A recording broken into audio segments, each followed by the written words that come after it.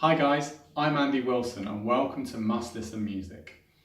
Each week I'll be giving you tips on the latest and greatest album releases. So if you're an avid follower of music and want to stay up with the latest albums, or simply want to try something new, then hopefully this video is for you. My first Must Listen album this week is a band called First Aid Kit, and the album is called Ruins. Ruins is actually the fourth album released from the Soderbergh sisters, and this, in my opinion, could be their defining album. Backed by a stellar cast of producers ranging from the Decemberists to Wilco to R.E.M., this for sure is their most expansive album yet. After 4 albums and over 10 years making music, First Aid Kit could have been forgiven if they wanted to experiment with their sound, try new things, different approaches. Some may say that actually you need to do that in order to ensure success. But fair play to First Aid Kit, they have stayed true to their folk roots. And my gosh has this paid off with Ruins. This is an eclectic mix of acoustic folk, country ballads, sing-along choruses and almost orchestral anthems. They have created music here on a grand scale. This is no more apparent than on album track My Wild Sweet Love, which has such an array of musical instruments on this track, and it provides such a depth to sound. You really get a fantastic insight into how First Aid Kit have progressed as a band from 10 years ago. These girls aren't just a niche Americana folk band anymore who are listened to by Middle America. They are beginning to bridge that mainstream. In fact, even when you type their name into Google, they appear above an actual First Aid Kit in the search, which is pretty impressive. I have no doubt that Ruins will push them past their Radio 2 listening followers and give them a brand new audience in doing so. And I'm confident in the next couple of years, First Aid Kit won't be playing small gigs, they'll be playing stadiums to tens of thousands of people.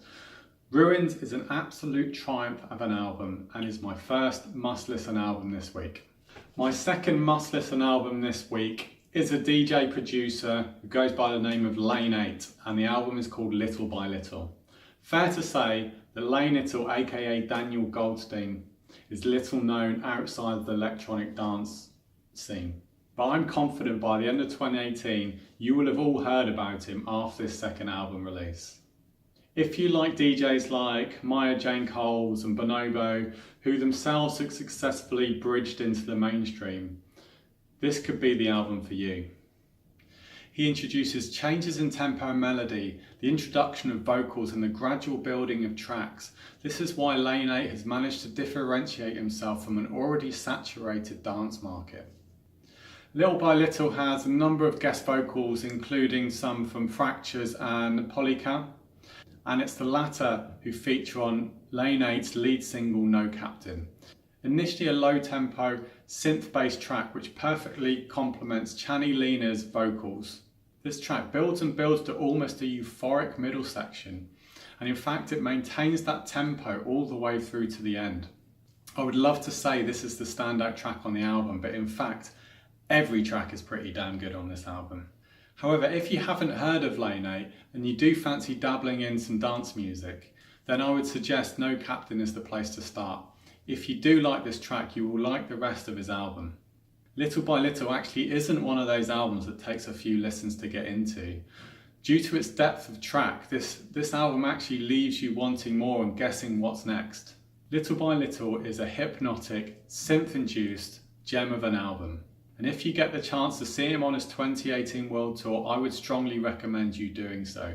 You can be that guy who says you saw Lane 8 before he became a household name. Lane 8, certainly one to watch in 2018, wraps up my must-listen albums this week. See you again next week.